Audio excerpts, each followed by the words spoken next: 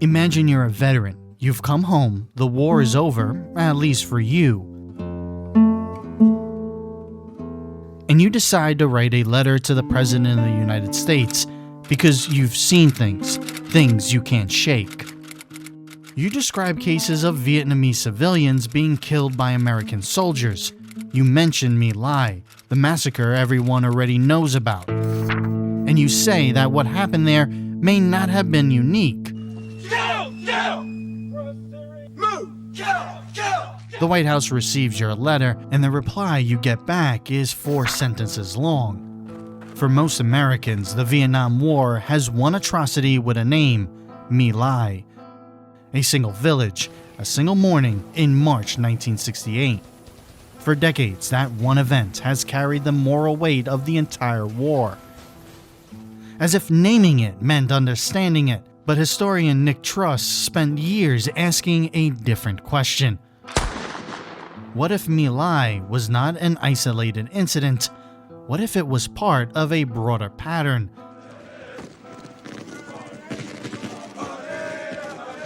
To understand that, you have to look at how the war was being fought. The spirit of the bayonet is to kill. Command and response from the soldiers, and he would say, what is the spirit of the bayonet? And to kill, Sergeant, to kill. So soldiers were motivated along these lines. By the mid-1960s, U.S. military strategy relied heavily on one metric, the body count. Kill enough enemy fighters, the thinking went, and you could measure progress. But in a guerrilla war, where fighters didn't wear uniforms and blended into civilian populations, that metric quickly became blurred, and the pressure to produce results didn't stay at the top, it moved downward. Generals demanded numbers from colonels, colonels demanded them from captains, captains demanded them from soldiers on the ground. At the same time, certain policies shaped how the war was conducted. One of them was the use of so-called free fire zones.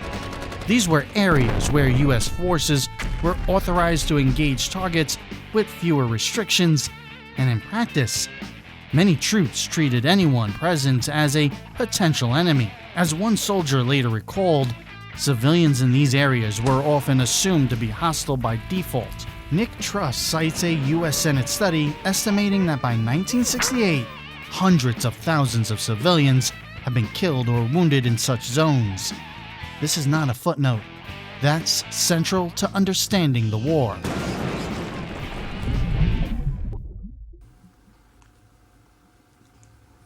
Can you tell me, Bernardo, what this book is? Why you've kept it?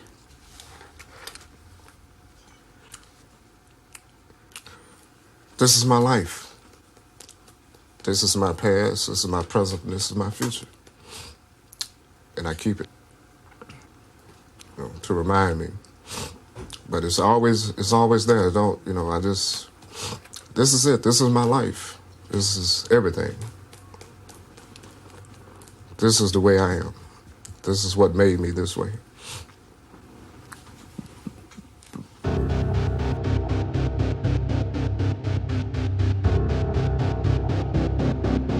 On March 16, 1968, Charlie Company entered the village of My Lai. The night before, the soldiers had been briefed by the commanding officer, Captain Ernest Medina. Multiple soldiers later testified that they understood his orders as authorizing the killing of everyone in the village. Well, this is something a soldier has to do, is to take orders and carry them out. This is going to be a free-for-all. You can shoot anything you want, anything that moves. The next morning, they expected combat. What they found instead were civilians. They were infants, in fact.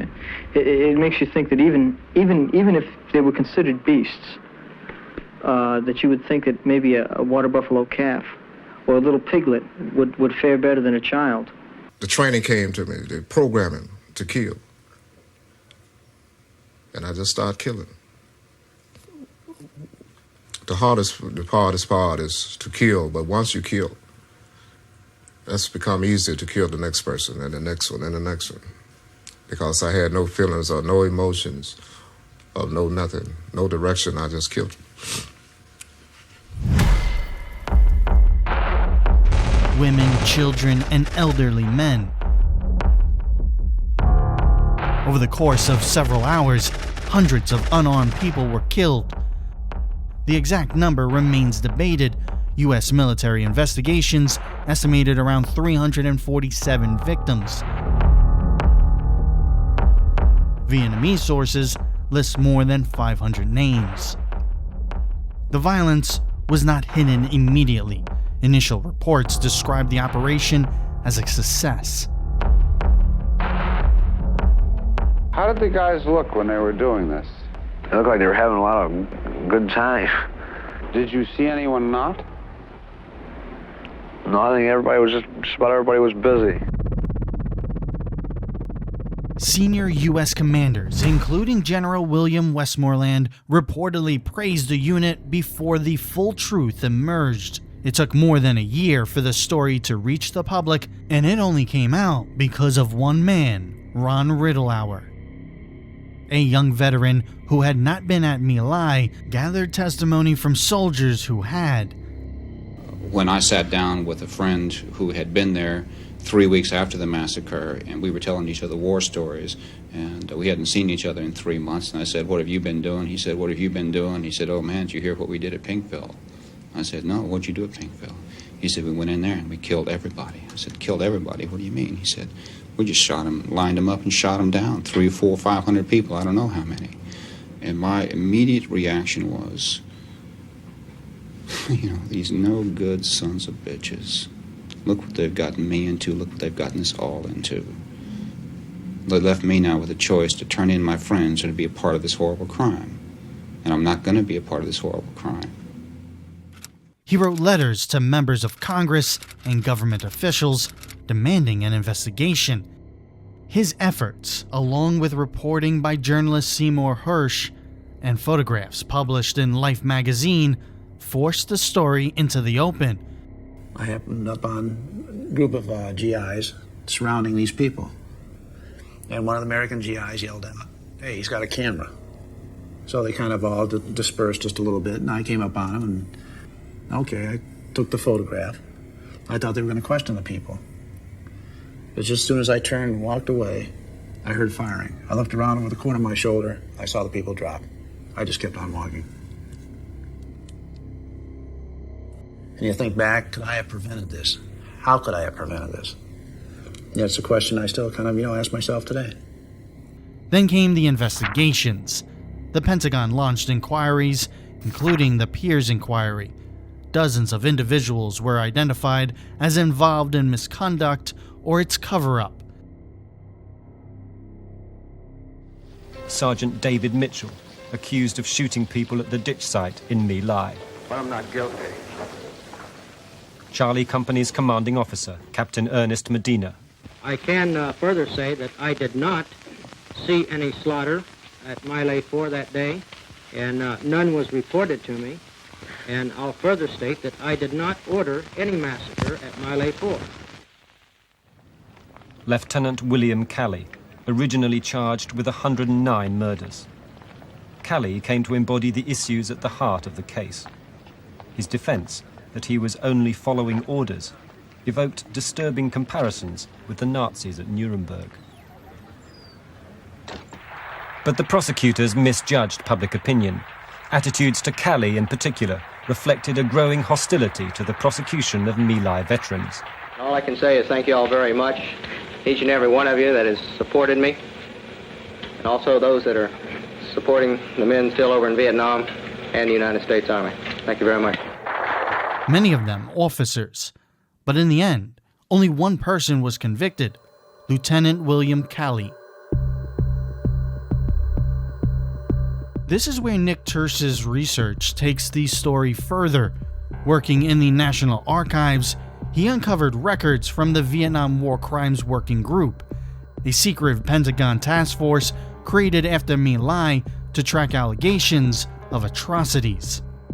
What he found was not a small number of isolated cases. It was a large body of documented incidences involving civilian killings across multiple U.S. Army units. Turse concluded that atrocities were reported in connection with every major Army division that served in Vietnam, and even those records were incomplete. In some cases, incidences were never formally investigated. In others, investigations were delayed, limited, or inconclusive. Turse also reports that some witnesses described intimidation or pressure during inquiries, and that certain records were lost or destroyed over time. He later traveled to Vietnam to investigate specific incidences mentioned in the archives. Looking for one massacre, he instead found multiple sites, villages with their own accounts of violence. He described it as a veritable haystack of needles. And deep down, we felt what we were doing was right. But after it was over, everyone knew it was wrong. And the damage was already done. It was too late.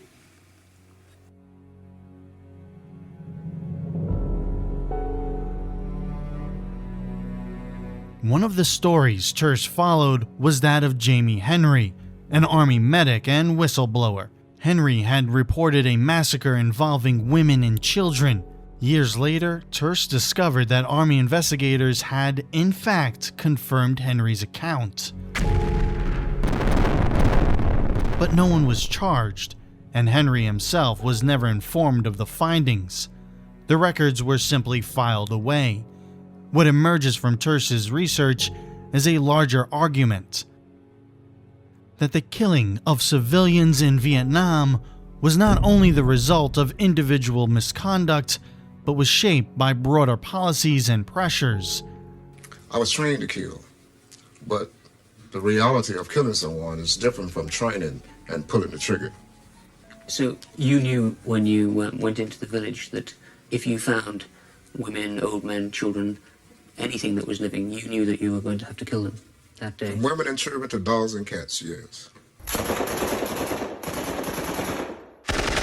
I didn't want to shoot a woman, but I was given an order to shoot. So I'm thinking that she had a weapon running, so when I shot and I turned over, it was a baby. Shot about 4 times, 3 or 4 times. And the bullet just went through and shot the baby too, And I turned over and I saw the baby face was half gone.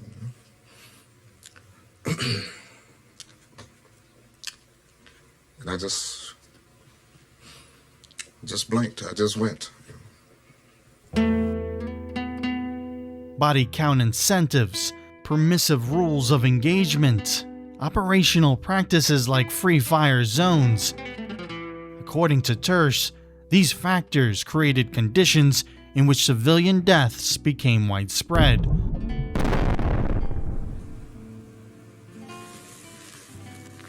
The most disturbing thing I saw was one boy. And this was something that, this is what haunts me from the whole ordeal down there. It was a boy with his arm shot up, half hanging on. And he just had this bewildered look in his face, and I'm like, what did I do? What's wrong? He was just, it's hard to describe. I shot the boy, killed him.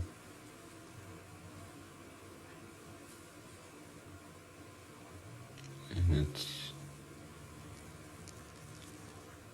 I'd like to think of it more or less as a mercy killing because somebody else would have killed him in the end. But it wasn't right. The Vietnam War resulted in mass loss of life. Estimates suggest that up to 2 million Vietnamese civilians were killed during the conflict overall. The causes were complex, including bombings, ground combat, and actions by multiple sides.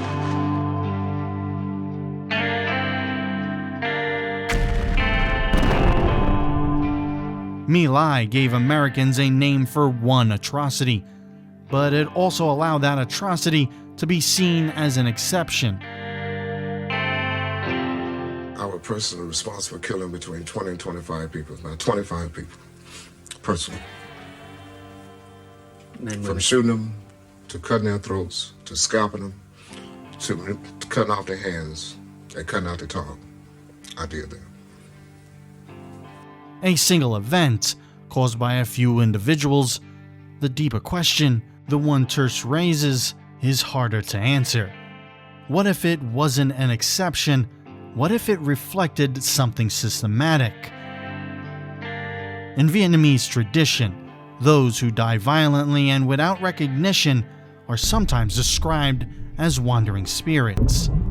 Unsettled, unacknowledged, still present. The Vietnam War has been studied, debated, and remembered in many ways. But parts of its history remain contested, incomplete, and difficult to confront. And until those parts are fully understood, the questions it raises don't go away. They follow us into how we remember the past and how we think about war in the present. Are you ashamed or sorry for what you've done? Yes, I'm ashamed, I'm sorry, I'm guilty. But I did it. You know, what else can I tell you? It happened. You're looking at someone that did it. It can happen if you go to war. Those are the type of things will happen. It can happen to anyone. After they train you and they program you, it can happen. It happens. That's reality. That's what war is. War is not something that I shoot at you, you shoot at me. Well, we take time out. You know, well, don't shoot me here, don't shoot me there. War is war. It's killing all type of ways. And that's where we don't need another war.